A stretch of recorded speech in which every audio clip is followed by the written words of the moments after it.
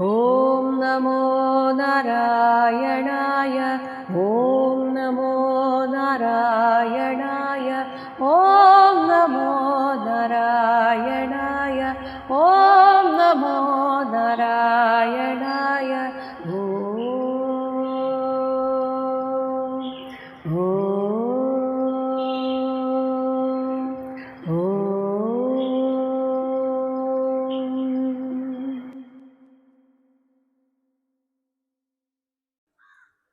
യുധിഷ്ഠിരന്റെ സംശയത്തിന് നാരദ മഹർഷി എങ്ങനെയാണ് ഉത്തരം പറഞ്ഞത് എന്ന് ശുകബ്രഹ്മർഷി ആവർത്തിക്കുന്നു. 21 ശ്ലോകം. രാജ്ഞഃ തദുവചഃ ആകർണ്യ നാരദോ ഭഗവാൻ ഋഷിഃ തുഷ്ടഃ പ്രാഹ തം ആഭാഷ്യ ശൃണ്വത്യാഹ തത്സദഃ കഥാഃ.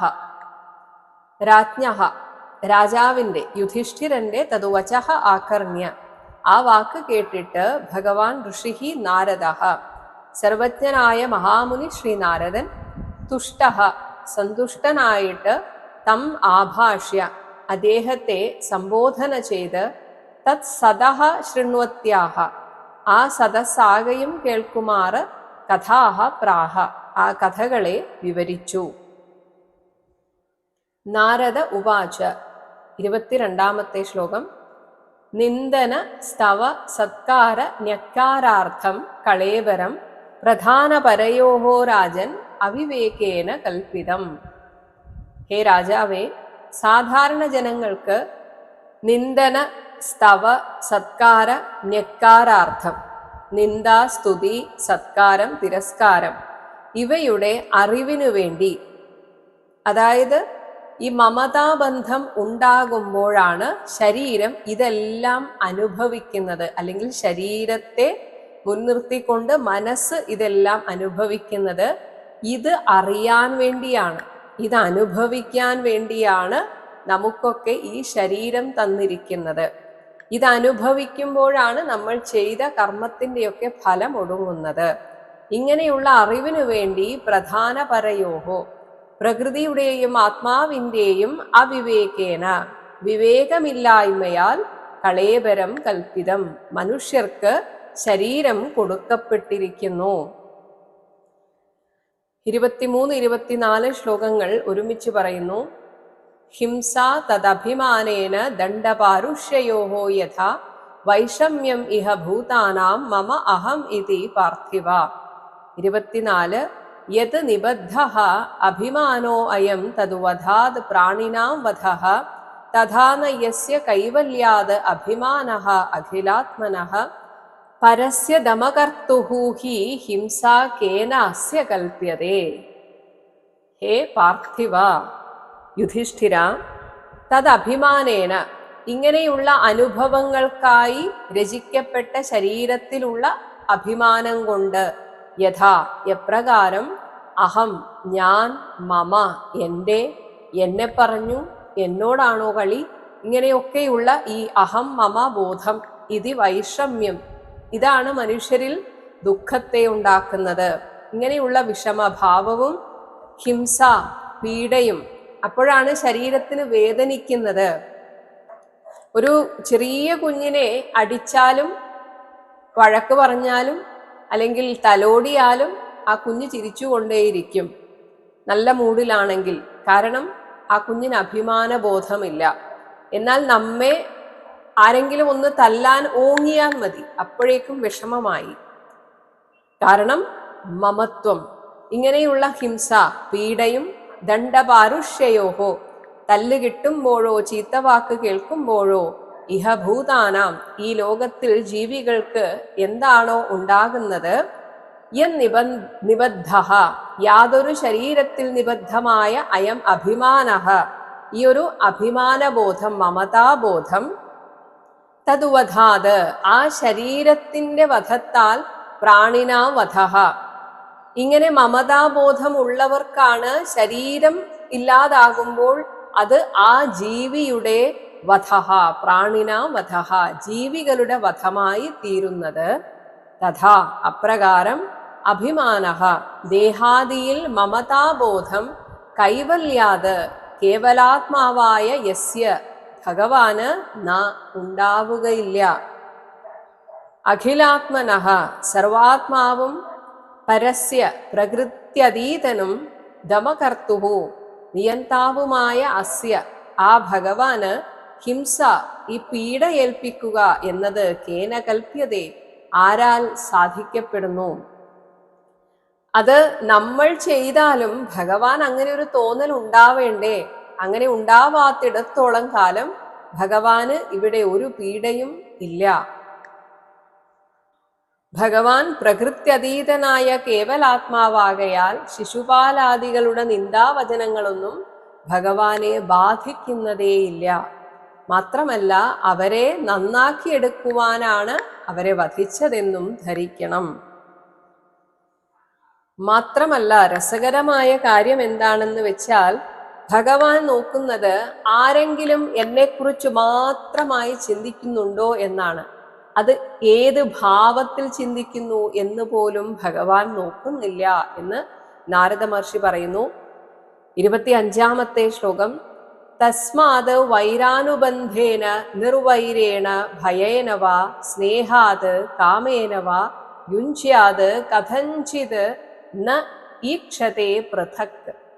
തസ്മാത് അതുകൊണ്ട്, അതായത് ഭഗവാന് ഈ മമതാബന്ധം ഇല്ലാത്തത് കൊണ്ട് ആരെങ്കിലും വൈരാനുബന്ധേന നിരന്തരമായ വിദ്വേഷം കൊണ്ടായാലും ഇനിയിപ്പോൾ ഭഗവാൻ മഹത്വവത്കരിക്കുന്ന നിർവൈരേണ ഭക്തിയോഗം കൊണ്ടായാലും ഭയേനവ ഭീതി കൊണ്ടായാലും സ്നേഹാത് സ്നേഹം വഴിക്കായാലും കാമേനവ അനുരാഗം വഴിക്കായാലും കഥഞ്ചിത് എങ്ങനെയായാലും വേണ്ടില്ല യുഞ്ജ്യാത് ഭഗവാനിൽ മനസ്സ് ചേർത്ത് വെക്കുക.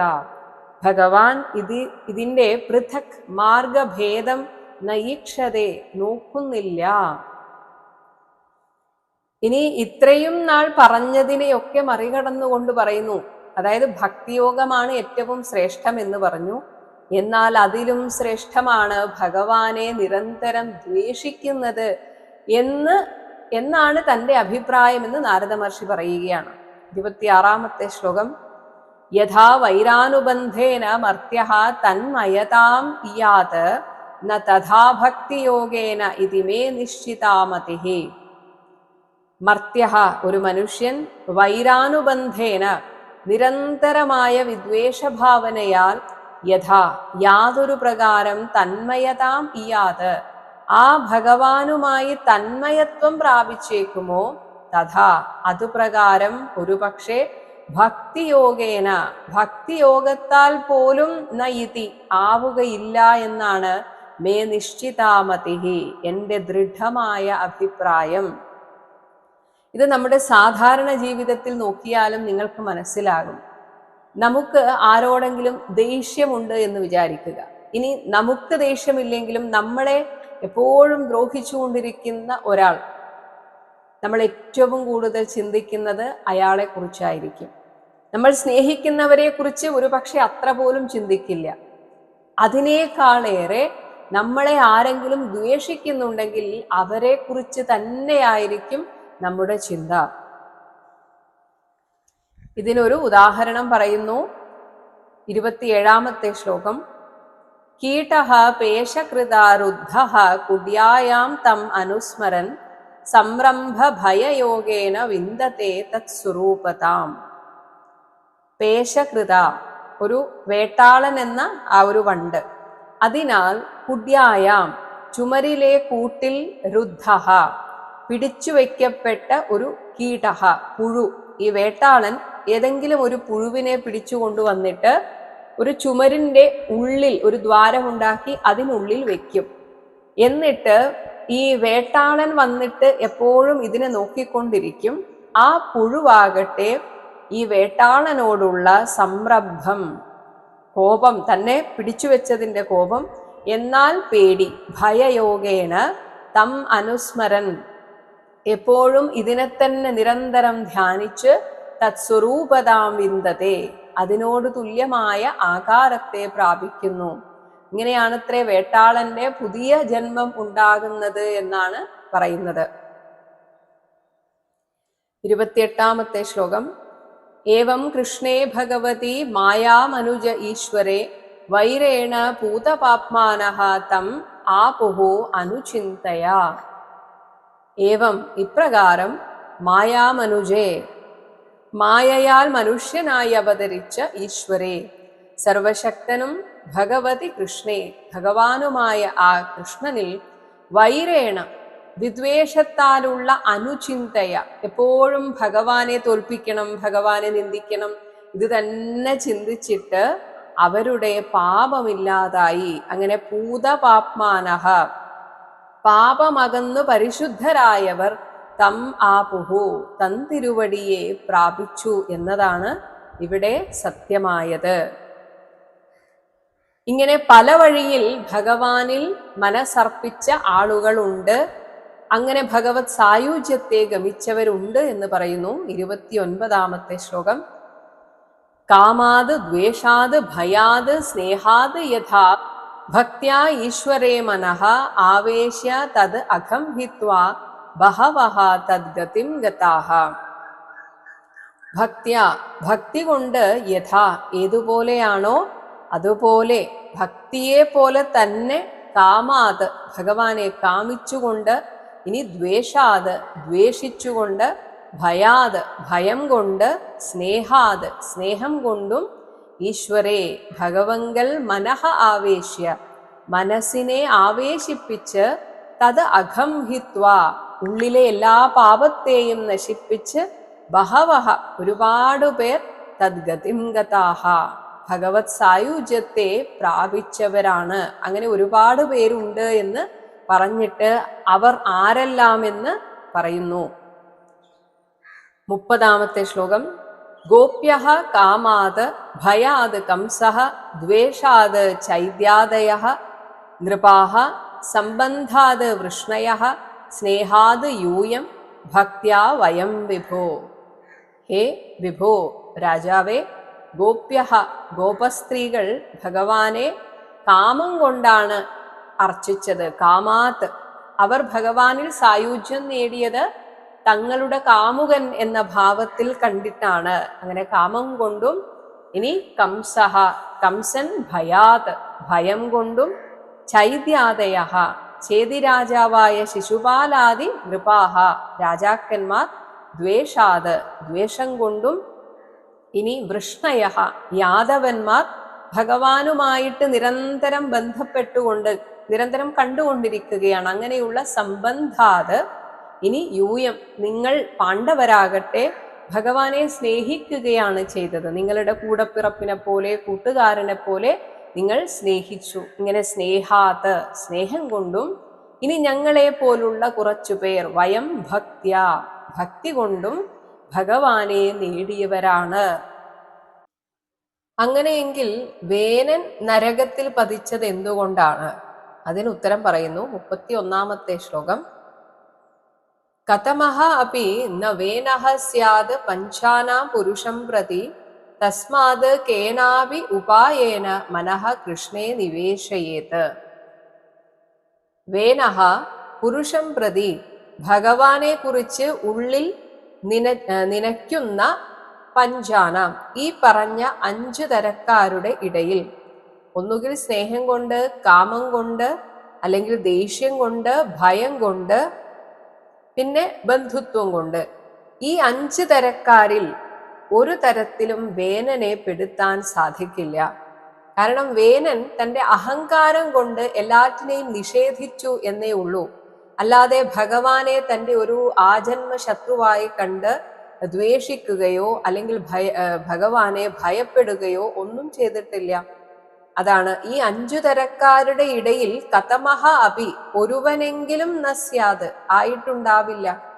അതുകൊണ്ടാണ് ആ വേനൻ നരകത്തിൽ പതിച്ചത്. തസ്മാത് അതുകൊണ്ട്, കേനാപി ഉപായേന ഏതെങ്കിലും ഒരു വഴിയിലൂടെ, മനഃ കൃഷ്ണേ നിവേശയേത് മനസ്സിനെ ഭഗവാനിൽ ഉറപ്പിക്കണം. ഏറ്റവും ഉത്തമം പ്രേമം തന്നെയാണ്, അത് യാതൊരു സംശയവും ഇല്ലാത്ത കാര്യമാണ്. പക്ഷെ എങ്കിലും പറയുന്നു, പ്രണയം അത്രയധികം ഉണ്ടാകണം, ഗോപികമാരെ പോലെ പ്രണയിക്കണം. അതുകൊണ്ടാണ് അതിനേക്കാളും എളുപ്പം വിദ്വേഷമാണ് എന്ന് പറഞ്ഞത്. അല്ലാതെ വിദ്വേഷം ശ്രേഷ്ഠമായത് കൊണ്ടല്ല. ഇനി പറയുന്നു, ചേതി രാജാവിനെ കുറിച്ചാണ് ഈ സംശയമെങ്കിൽ കേട്ടുകൊള്ളൂ. ഈ ചേതി രാജാവായ ശിശുപാലനും ദന്തവക്രനും മുൻപ് ഭഗവാന്റെ തൊട്ടടുത്ത് നിന്ന് ഭഗവാനെ സേവിച്ച പാർഷദ മുഖ്യന്മാരായിരുന്നു. 32-ാമത്തെ ശ്ലോകം. മാതൃഷ്വസേയോ വഹ ചൈത്യഃ ദന്തവക്രഃ ച പാണ്ഡവ പാർഷദപ്രവരൗ വിഷ്ണോഃ വിപ്രശാപാത് പദാത് ച്യുതൗ. ഹേ പാണ്ഡവ, യുധിഷ്ഠിര, വഹ നിങ്ങളുടെ എല്ലാം മാതൃഷ്വസേയഃ ചിറ്റമ്മയുടെ മകനായ, ഇത് പലർക്കും പുതിയ ഒരു അറിവായിരിക്കും, ശിശുപാലൻ വസുദേവരുടെ ഒരു സഹോദരിയുടെ മകൻ തന്നെയാണ്. അങ്ങനെ ഭഗവാനെ സംബന്ധിച്ച് ഭഗവാന്റെ അച്ഛന്റെ പെങ്ങളുടെ മകനാണ്. പാണ്ഡവരെ സംബന്ധിച്ച് അവരുടെ അമ്മയുടെ അനുജത്തിയുടെ മകനാണ്. അതാണ് ചിറ്റമ്മയുടെ മകനായ ചൈത്യഃ ശിശുപാലനും ദന്തവക്രഃ ച ദന്തവക്രനും വിഷ്ണോഹോ ഭഗവാൻ മഹാവിഷ്ണുവിന്റെ പാർഷദപ്രവരൗ പാർഷദമുഖ്യന്മാരായിരുന്നു. വിപ്രശാപാത് ബ്രാഹ്മണശാപത്താൽ പദാത് ച്യുതൗ അവരുടെ ആ സ്വസ്ഥാനത്ത് നിന്ന് ഭ്രംശിച്ചവരായിരുന്നു. അപ്പോൾ യുധിഷ്ഠിരന് കൂടുതൽ അത്ഭുതമായി. വിഷ്ണു പാർഷദന്മാരെ ബാധിക്കുന്ന രീതിയിൽ ശപിക്കാൻ അത്രയും ശ്രേഷ്ഠൻ അതാരാണ്? മാത്രമല്ല, ഒരിക്കൽ വൈകുണ്ഠത്തിൽ കഴിഞ്ഞവർക്ക് ഈ ഭൂമിയിലെ സംസാര ദുഃഖം എന്നത് എനിക്ക് വിശ്വസിക്കാൻ പറ്റുന്നില്ല. അതാണ് 33-ാമത്തെ ശ്ലോകം. യുധിഷ്ഠിര ഉവാച കീദൃശഃ കസ്യ വാ ശാപോ ഹരിദാസ അഭിമർശനഃ അശ്രദ്ധേയ ഇവ ആഭാതി ഹരേഃ ഏകാന്തിനാം ഭവഃ. ഹരിദാസ അഭിമർശനഃ, വിഷ്ണു പാർഷദന്മാരെ ബാധിക്കുന്നതായ ഈ ശാപം കസ്യവാ ആരുടേതാകാം, കീദൃശഃ എങ്ങനെയുള്ള ശാപമാണ് അവർക്ക് ഉണ്ടായത്? അതുമാത്രമല്ല, ഹരേഹേ ഭഗവാൻ ശ്രീഹരിയുടെ ഏകാന്തിനാം ഏകാന്ത ഭക്തന്മാർക്കുണ്ടായ ഭവഃ ഈ ജന്മമൃത്യുസ്വരൂപമായ സംസാരം എനിക്ക് അശ്രദ്ധേയ ഇവ ആഭാതി അവിശ്വസനീയമായിട്ട് തോന്നുന്നു. അതെങ്ങനെ സംഭവിക്കും? വൈകുണ്ഠത്തിൽ നിന്ന് ഈ ഭൂമിയിലേക്ക് വരികയോ? 34-ാമത്തെ ശ്ലോകം. ദേഹ ഇന്ദ്രിയ അസുഹീനാനാം വൈകുണ്ഠപുരവാസിനാം ദേഹസംബന്ധ സംബദ്ധം ഏതത് ആഖ്യാതും അർഹസി. ദേഹ ഇന്ദ്രിയ അസുഹീനാനാം, സാധാരണ ജനങ്ങൾക്കുണ്ടാകുന്ന ദേഹേന്ദ്രിയ പ്രാണാദികളില്ലാത്ത വൈകുണ്ഠപുരവാസിനാം വൈകുണ്ഠപുരവാസികൾക്ക് ദേഹസംബന്ധ സംബദ്ധം ഈ ദേഹസംബന്ധവുമായി ഉണ്ടായതിനെ സംബന്ധിച്ചതായ ഏതത് ആഖ്യാതും ഈ ഒരു ചരിത്രത്തെ വിസ്തരിച്ച് പറയുവാൻ അർഹസി, അങ്ങേക്ക് കരുണയുണ്ടാകണം.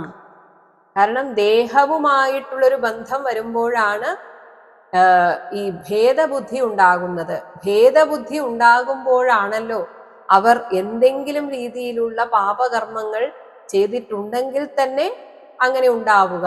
അതെന്താണ്? അതിനെക്കുറിച്ച് വിശദമായി കേൾക്കാൻ ഞാൻ ആഗ്രഹിക്കുന്നു. അങ്ങനെ ജയവിജയന്മാരുടെ ആ കഥ പറയാൻ ആരംഭിക്കുന്നു. നാരദ ഉവാച. 35-ാമത്തെ ശ്ലോകം. ഏകദാ ബ്രഹ്മണഃ പുത്ര വിഷ്ണോഃ ലോകം യദൃച്ഛയാ സനന്ദനാദയഃ ജഗ്മുഹു ചരന്തോ ഭുവനത്രയം. ഏകദാ ഒരിക്കൽ ബ്രഹ്മണഃ പുത്രാഃ ബ്രഹ്മാവിന്റെ പുത്രന്മാരായ സനന്ദനാദയഃ സനന്ദനാദി ഋഷീശ്വരന്മാർ ഭുവനത്രയം ചരന്തഃ 3 ലോകത്തെയും ചുറ്റി നടന്നുകൊണ്ട് യദൃച്ഛയ യാദൃശ്ചികമായി വിഷ്ണോഹോ ലോകം ജഗ്മുഹു മഹാവിഷ്ണുവിന്റെ ലോകത്തിലേക്ക് അവരങ്ങനെ കടന്നു ചെന്നു. പല ലോകങ്ങളിലായി സഞ്ചരിക്കുന്ന ഈ സനന്ദനാദികൾ, സനന്ദൻ, സനകൻ, സനാതനൻ, സനത്കുമാരൻ, ഇങ്ങനെയുള്ള 4 മാനസപുത്രന്മാർ അവർ ഒരിക്കൽ ഈ വൈകുണ്ഠലോകത്തിലേക്ക് കയറിച്ചെന്നു. കാഴ്ചയിൽ 5-6 വയസ്സുള്ള കുട്ടികളെ പോലെ തോന്നിച്ച ഇവരെ ഈ ജയനും വിജയനും ദ്വാരപാലകന്മാർ തടഞ്ഞു നിർത്തുകയാണ്. 36-ാമത്തെ ശ്ലോകം. പഞ്ചഷഡ്ഢായന അർഭാഭാഹ പൂർവേഷാമപി പൂർവജാഹ ദിഗ്വാസസഹ ശിശൂന്മത്വാ ദ്വാസ്ഥൗ താൻ പ്രത്യഷേധതാം. പഞ്ചഷഡ്ഢായന അർഭാഭാഹ, 5-6 വയസ്സുള്ള കുട്ടികളെപ്പോലെ, അതുപോലെ തന്നെ ദിഗ്വാസസഹ, ദിക്ക് വസ്ത്രമായിട്ടിരിക്കുക, അതായത് നഗ്നരായിട്ട് വസ്ത്രമുടുക്കാതെ അങ്ങനെ നടക്കുന്ന അവരെ ഋഷിതുല്യരായിട്ട് കാണാനുള്ള എന്തോ ഒരു ബുദ്ധി അപ്പോൾ അവർക്കുണ്ടായില്ല, ഈ ദ്വാരപാലകന്മാർക്കുണ്ടായില്ല. അപ്പോൾ ഇവരാകട്ടെ പൂർവേഷാമപി, ആദ്യത്തെ മരീചിയാദികൾക്കു പോലും പൂർവജാഹ, മുൻപേ ജനിച്ചവരാണ്. ബ്രഹ്മാവിന്റെ മാനസപുത്രന്മാരായി ആദ്യം ജനിച്ചവരാണ് സനകാദികൾ. താൻ അവരെ ശിശൂന്മത്വ, കുട്ടികൾക്ക് എന്താണ് ഇവിടെ കാര്യം എന്ന രീതിയിൽ ദ്വാസ്ഥൗ, ആ ദ്വാരപാലകന്മാരായ 2 പേർ പ്രത്യഷേധതാം, തടഞ്ഞു നിർത്തി. മുൻപ് ഒരു ക്ലാസ്സിൽ പറഞ്ഞിട്ടുണ്ടായിരുന്നു, ഈ ആധ്യാത്മികതയിൽ മുന്നേറുന്നവർക്കാണ് കൂടുതൽ ശ്രദ്ധ വേണ്ടത്. അതായത് അഹങ്കാരത്തിന്റെ ഒരു തരി പോലും മനസ്സിലുണ്ടാവരുത്. അല്ലെങ്കിൽ ഒരു അഭിമാനം, ഞാൻ ഭഗവാന്റെ ആളാണ്, ഞാൻ ഒരു ഭക്തനാണ്, ഇങ്ങനെ ഒരു തരി പോലും മനസ്സിൽ ചിന്തയുണ്ടാവാൻ പാടില്ല. ഒരു പക്ഷേ ഈ ദ്വാരപാലകന്മാർക്ക് തങ്ങളാണ് ഭഗവാന്റെ കാവൽക്കാർ, തങ്ങൾ അറിയാതെ ഒരു ഈച്ച പോലും ഇങ്ങോട്ട് കടക്കില്ല, ഇങ്ങനെയൊക്കെ ഒരു അഭിമാനം തോന്നിയിട്ടുണ്ടാകാം. ഇത് അറിഞ്ഞ, തൻ്റെ ജ്ഞാനദൃഷ്ടി കൊണ്ട് അറിഞ്ഞ ഭഗവാൻ തന്നെയാകാം ഇങ്ങനെ ഒരു നാടകത്തിന് കോപ്പുകൂട്ടിയത്. കാരണം അത്ര പോലും ഒരു കളങ്കം ഈ വൈകുണ്ഠവാസികൾക്ക് ഉണ്ടാവരുത്. അപ്പോൾ ഭഗവാൻ ഈ സനന്ദനാദികളെ ഇങ്ങോട്ട് വരാൻ പ്രേരിപ്പിച്ചു. അതാണ് ഇവിടെ സംഭവിച്ചത്. എന്തായാലും ഈ സനകാദികൾ ജയവിജയന്മാരെ ശപിക്കുകയാണ്. 37-ാമത്തെ ശ്ലോകം. അശപൻ കുപിതാഹ ഏവം യുവാം വാസം നച അർഹതഃ രജസ്തമോഭ്യാം രഹിതേ പാദമൂലേ മധുദ്വിഷഃ പാപിഷ്ഠാം ആസുരീം യോനിം ബാലിശൗ യാതം ആശു അതഃ. ആധ്യാത്മികമായിട്ടുള്ള അഹങ്കാരത്തിന്റെ ഫലം, പരിണിത ഫലം ഭയാനകമായിരിക്കും. സാധാരണ മനുഷ്യർ അഹങ്കരിച്ചാൽ അവർക്ക് വലിയ ശിക്ഷയൊന്നും കിട്ടില്ല. പക്ഷേ ആധ്യാത്മികമായ യാത്രയിൽ മുന്നേറും തോറും ഒരേ സമയം അത് നമുക്ക് മറ്റെന്തിനേക്കാളും ആനന്ദമാണ്. എന്നാൽ അവിടെ അത്രയും ശ്രദ്ധ വേണം. അവിടെ നിന്ന് നമ്മൾ ഒന്ന് അഹങ്കരിച്ചാൽ വീഴുന്നത് പടുകുഴിയിലായിരിക്കും. അതാണ് ഇവിടെ വൈകുണ്ഠത്തിൽ നിന്ന് വീഴുന്നത് രാക്ഷസികമായ ആസുരികമായ യോനിയിലേക്കാണ്. അതാണ് കുപിതാഹ ഏവം അശപൻ. കോപിഷ്ഠരായ ആ സനകാദികൾ ഇപ്രകാരം ശപിച്ചു. യുവാം, നിങ്ങൾ ഇരുവരും രജസ്തമോഭ്യാം രഹിതേ, രജസ്തമോ ഗുണങ്ങൾ ഇല്ലാത്ത മധുദ്വിഷഃ, ആ മധുവൈരിയുടെ പാദമൂലെ, പാദാന്തികത്തിലുള്ള വാസം, ഈ വൈകുണ്ഠവാസം ന അർഹതഃ, അർഹിക്കുന്നില്ല. അതഃ, ആകയാൽ ബാലിശൗ, ഹേ മൂഢാത്മാക്കളെ, ആശു, വൈകാതെ, പാപിഷ്ഠാം ആസുരീം യോനി, പാപബഹുളമായിട്ടുള്ള ആസുരികമായ ജന്മത്തിലേക്ക് യാതം, പെട്ടെന്ന് തന്നെ ചെന്നണയുക. എന്നാൽ ശപിച്ചു കഴിഞ്ഞെങ്കിലും ഉടനെ തന്നെ അവർക്ക് ഒരു അലിവ് തോന്നിയിട്ട് ഒരു ശാപമോക്ഷം കൊടുക്കുകയാണ്. 38-ാമത്തെ ശ്ലോകം. ഏവം ശപ്തൗ സ്വഭവനാത് പതന്തൗ തൈഹി കൃപാലുഭിഹി പ്രോക്തൗ പുനർജന്മഭിഹി വാം ത്രിഭിഹി ലോകായ കൽപ്പതാം. ഏവം ശപ്തൗ, ഇപ്രകാരം ശപിക്കപ്പെട്ടവരായിട്ട്, സ്വഭവനാത്, തങ്ങളുടെ ഭവനമായിരുന്ന വൈകുണ്ഠത്തിൽ നിന്നും പതന്തൗ, ഭ്രംശിച്ച് ഭൂമിയിലേക്ക് പൊയ്ക്കൊണ്ടിരുന്ന അവർ, കൃപാലുഭിഹി തൈഹി, എന്നാൽ കാരുണികന്മാരായ ആ മുനിമാരാൽ പ്രോക്തൗ അനുഗ്രഹിച്ചു പറയപ്പെട്ടു. അപ്പോൾ ഇവിടെ സനകാദികളുടെ കോപം ഒരിക്കലും ആ വ്യക്തികളോടുള്ള ദേഷ്യമായിരുന്നില്ല. ആ സ്ഥാനത്തിന് യോജിക്കാത്ത രീതിയിലുള്ള പ്രവൃത്തി കണ്ടിട്ടുള്ള ധാർമ്മിക രോഷം, ആ സങ്കടമാണ് രോഷമായി പുറത്തു വന്നത്. ഈ വൈകുണ്ഠത്തിൽ ഇരിക്കുന്നവർക്കും ഭേദബുദ്ധിയോ എന്ന ആ ഒരു ധാർമ്മിക രോഷം. എന്നാൽ തൊട്ടടുത്ത നിമിഷം അവരുടെ ആ നിസ്സഹായ അവസ്ഥ കണ്ട് മനസ്സലിഞ്ഞു. എന്നിട്ട് പറഞ്ഞു, വാം നിങ്ങളുടെ ത്രിഭിഹി ജന്മഭിഹി 3 ജന്മങ്ങൾ കൊണ്ട് പുനഃ വീണ്ടും ലോകായ കൽപ്പതാം സ്വലോകപ്രാപ്തിക്ക് ഉതകുമാറാകട്ടെ. ആസുരിക യോനിയിലാണ് ജനിക്കുന്നതെങ്കിലും 3 ജന്മങ്ങൾ കൊണ്ട് നിങ്ങൾക്ക് ശാപമുക്തരാകാം, എന്നിട്ട് തിരിച്ചു വീണ്ടും വൈകുണ്ഠത്തിലേക്ക് എത്താവുന്നതാണ്. ഇങ്ങനെ ശപിക്കപ്പെട്ട അവരാണ് ഹിരണ്യകശിപുവും ഹിരണ്യാക്ഷനുമായിട്ട് ആദ്യം ജന്മമെടുത്തത്. 39-ാമത്തെ ശ്ലോകം. ജജ്ഞാതേ തൗ ദിതേഹ പുത്രൗ ദൈത്യദാനവവന്ദിതൗ ഹിരണ്യകശിപുഃ ജ്യേഷ്ഠോ ഹിരണ്യാക്ഷഃ അനുജഃ തതഃ. ഇങ്ങനെ ശപിക്കപ്പെട്ടതിന് ശേഷം തതഃ തൗ അവർ രണ്ടുപേരും ദിതേഹ പുത്രൗ ദിതിയുടെ പുത്രന്മാരായി ജജ്ഞാതേ പിറന്നു.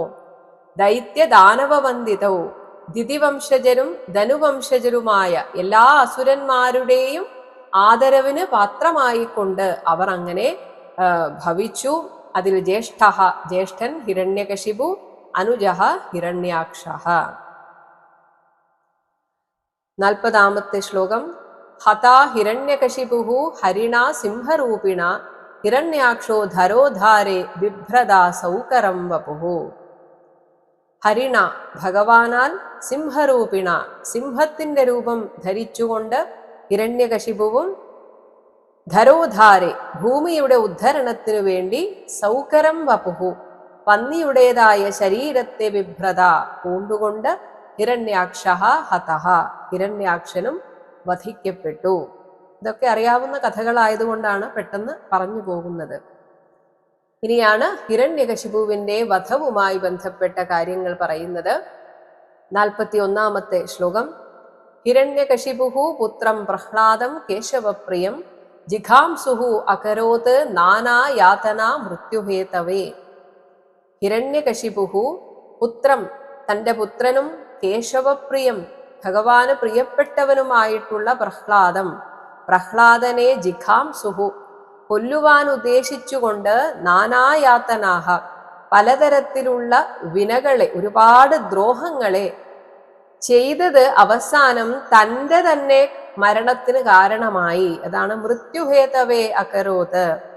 പ്രഹ്ലാദനെ കൊല്ലാൻ വേണ്ടി ചെയ്തതൊക്കെ അവസാനം അവനവന്റെ തന്നെ മരണത്തിന് കാരണമായി തീർന്നു. 42-ാമത്തെ ശ്ലോകം. സർവഭൂതാത്മഭൂതം തം പ്രശാന്തം സമദർശനം ഭഗവത് തേജസാ സ്പൃഷ്ടം ന അശക്നോത് ഹന്തും ഉദ്യമൈഹി.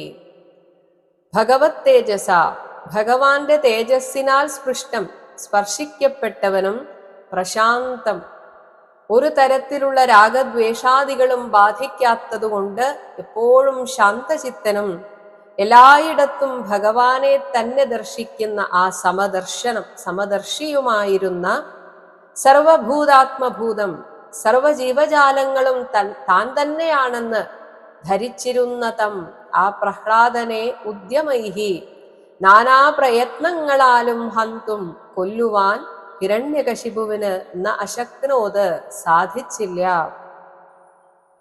43-ാമത്തെ ശ്ലോകം. അവരുടെ 2-ാമത്തെ ജന്മം പറയുന്നു. തതഃ തൗ രാക്ഷസൗ ജാതൗ കേശിന്യാം വിശ്രവസ്സുതൗ രാവണ കുംഭകർണഃ ച സർവലോകോപതാപനൗ. ഈ രണ്ടുപേരുടെ ഈ ആദ്യത്തെ ജന്മം കഴിഞ്ഞതിൽ പിന്നെ തതഃ തൗ അവരിരുവരും വിശ്രവഃ സുതൗ വിശ്രവസ് എന്ന മഹർഷിയുടെ പുത്രന്മാരായി. ഇവിടെ കേശിനി എന്നാണ് പറയുന്നത്. രാമായണത്തിൽ കൈകസി എന്നാണ് നമ്മൾ കേട്ടിട്ടുള്ളത്.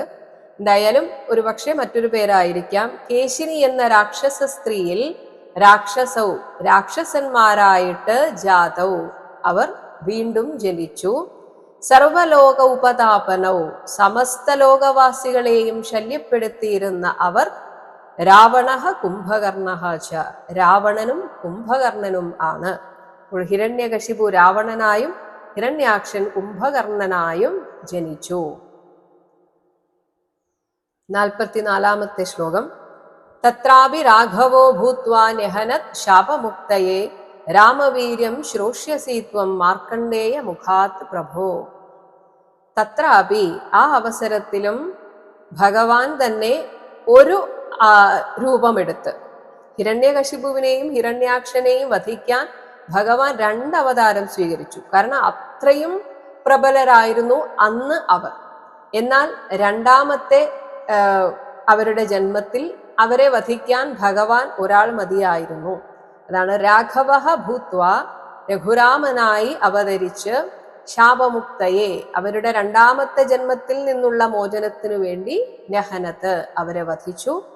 ഇനി യുധിഷ്ഠിരനോട് പറയുകയാണ്, മഹാഭാരതത്തിലും രാമായണ കഥ വരുന്നുണ്ട്. അപ്പോൾ ഈ രാമായണ കഥ യുധിഷ്ഠിരന് പറഞ്ഞു കൊടുക്കുന്നത് മാർക്കണ്ഡേയ മഹർഷിയാണ്. അപ്പോൾ പറഞ്ഞു, ഇനി അങ്ങ് മറ്റൊരവസരത്തിൽ, അല്ലയോ രാജാവേ, ത്വം മാർക്കണ്ഡേയ മുഖാത്, മാർക്കണ്ഡേയ മഹർഷിയുടെ മുഖത്ത് നിന്ന്, അഥവാ മഹർഷി പറയുന്നത് അങ്ങ് ഭാവിയിൽ കേൾക്കുന്നതാണ്. അതാണ് രാമവീര്യം ശ്രോഷ്യസി, ഭഗവാൻ ശ്രീരാമന്റെ വിക്രമത്തെ പറ്റി അങ്ങ് ഭാവിയിൽ കേട്ടുകൊള്ളും. ഇനി ഇതേ രാവണ കുംഭകർണന്മാരാണ് ഇതാ ഈ ജന്മത്തിൽ ശിശുപാലനും ദന്തവക്ത്രനും ആയത്. അവരാകട്ടെ ഈ ജന്മത്തിൽ ഭഗവാന്റെ ബന്ധുക്കളായിട്ടാണ് ജനിച്ചത്. അതാണ് 45-ാമത്തെ ശ്ലോകം. തൗ ഏവ ക്ഷത്രിയൗ ജാതൗ മാതൃഷ്വസ്വാത്മജൗ തവ അധുനാ ശാപനിർമുക്തൗ കൃഷ്ണചക്ര ഹതാംഭസൗ. തൗ ഏവ, ഇവർ തന്നെയാണ്, തവ അങ്ങയുടെ, മാതൃഷ്വസ്രാത്മജൗ ചിറ്റമ്മയുടെ പുത്രന്മാരായിട്ട്, അതും ക്ഷത്രിയവും സാധാരണ മനുഷ്യരായി ക്ഷത്രിയന്മാരായിട്ട് ജാതൗ ജനിച്ചു. അധുന ഇപ്പോഴിതാ, കൃഷ്ണചക്ര ഹതാംഭസൗ ഭഗവാന്റെ ചക്രായുധത്താൽ ഹനിക്കപ്പെട്ട് മുഴുവൻ പാപവും തീർന്നിട്ട് അവർ ശാപനിർമുക്തൗ, അവർക്ക് കിട്ടിയ ആ ശാപത്തിൽ നിന്ന് തന്നെ എന്നേക്കുമായി മുക്തരായി. മറ്റുള്ള ജന്മത്തിൽ ഭഗവാനാണ് അവരെ വധിച്ചതെങ്കിലും ആ ശാപത്തിന്റെ ശക്തി കൊണ്ട് അവർ വീണ്ടും വീണ്ടും 3 തവണ ജനിക്കണം എന്ന് പറഞ്ഞതുകൊണ്ട് തന്നെ 3 തവണ ജനിച്ചു. ഇതാ 3ാമത്തെ ജന്മവും അവസാനിച്ച് വീണ്ടും അവർ വൈകുണ്ഠത്തിലേക്ക് പോവുകയാണ്. 46-ാമത്തെ ശ്ലോകം. വൈരാനുബന്ധ തീവ്രേണ ധ്യാനേന അച്യുതസാത്മതാം നീതൗ പുനഃ ഹരേഹ പാർശ്വം ജഗ്മതുഹു വിഷ്ണുപാർഷദൗ. വൈര അനുബന്ധ തീവ്രേണ, തീവ്രമായ വിദ്വേഷം, അതുകൊണ്ട് തന്നെ ധ്യാനേന, നിരന്തരം ഭഗവാനെ കുറിച്ചാണ് ചിന്തിക്കുന്നത്. അങ്ങനെ അച്യുതസാത്മതാം, വിഷ്ണു സാരൂപ്യത്തിലേക്ക് നീതൗ ചേർക്കപ്പെട്ടവരായ അവർ, വിഷ്ണു പാർഷദൗ മുൻപ് ഭഗവാന്റെ പാർഷദന്മാർ തന്നെയായിരുന്ന അവർ, ഹരേഹ പാർശ്വം ഭഗവാന്റെ സന്നിധിയിലേക്ക്, പുനഃ ജഗ്മതുഹു വീണ്ടും ഇതാ ചെന്ന് ചേർന്നിരിക്കുന്നു. അപ്പോൾ ഇവിടെ യുധിഷ്ഠിരൻ വീണ്ടും ചോദിക്കുന്നു, എങ്ങനെയാണ് സ്വന്തം മകനെ ഇങ്ങനെയൊക്കെ കൊല്ലാനായിട്ട് ശ്രമിക്കാൻ ഒരച്ഛന് സാധിക്കുന്നത്? അതിനുമപ്പുറം എങ്ങനെയാണ് അസുരവംശത്തിൽ ജനിച്ച പ്രഹ്ലാദന് ഇത്രയും വലിയൊരു ഹരിഭക്തി ഉണ്ടായത്? 47-ാമത്തെ ശ്ലോകം. വിദ്വേഷോ ദയിതേ പുത്രേ കഥം ആസീത് മഹാത്മനി ബ്രൂഹിമേ ഭഗവൻ യേന പ്രഹ്ലാദസ്യ അച്യുതാത്മത. ഹേ ഭഗവൻ, അല്ലയോ ദേവർഷേ, ദയിതേ വാത്സല്യമുള്ളവനും മഹാത്മനി മഹാമനസ്കനുമായ പുത്രേ, പുത്രനിൽ കഥം എങ്ങനെ ഒരച്ഛനായ ഹിരണ്യകശിപുവിന് വിദ്വേഷ ആസീത് വിരോധബുദ്ധി ഉണ്ടായി, യേന യാതൊരു കാരണത്താൽ അസുരവംശത്തിൽ ജനിച്ച പ്രഹ്ലാദസ്യ പ്രഹ്ലാദന് അച്യുതാത്മത ഭഗവാൻ ശ്രീഹരിയിൽ അനന്യഭക്തി എങ്ങനെ സാധിച്ചു? അതും മേ ബ്രൂഹി എനിക്ക് പറഞ്ഞു തരിക. ഇങ്ങനെ യുധിഷ്ഠിരന്റെ ചോദ്യത്തിന് ഉത്തരമായിട്ടാണ് പ്രഹ്ലാദന്റെ കഥ വിവരിക്കാൻ പോകുന്നത്. അത് അടുത്ത അധ്യായം മുതലാണ്.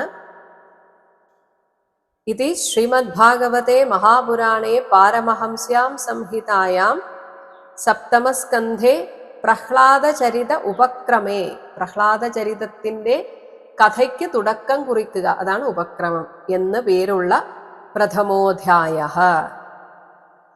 സർവത്ര ഗോവിന്ദ നാമ സങ്കീർത്തനം, ഗോവിന്ദ ഗോവിന്ദ. ഹരേ രാമ ഹരേ രാമ ഹരേ രാമ രാമ ഹരേ കൃഷ്ണ ഹരേ കൃഷ്ണ ഹരേ കൃഷ്ണ കൃഷ്ണ. ഹരേ രാമ ഹരേ രാമ ഹരേ രാമ രാമ ഹരേ കൃഷ്ണ ഹരേ കൃഷ്ണ ഹരേ കൃഷ്ണ കൃഷ്ണ. ഹരേ രാമ രാമ ഹരേ കൃഷ്ണ കൃഷ്ണ ഹരേ രാമ രാമ ഹരേ കൃഷ്ണ കൃഷ്ണ.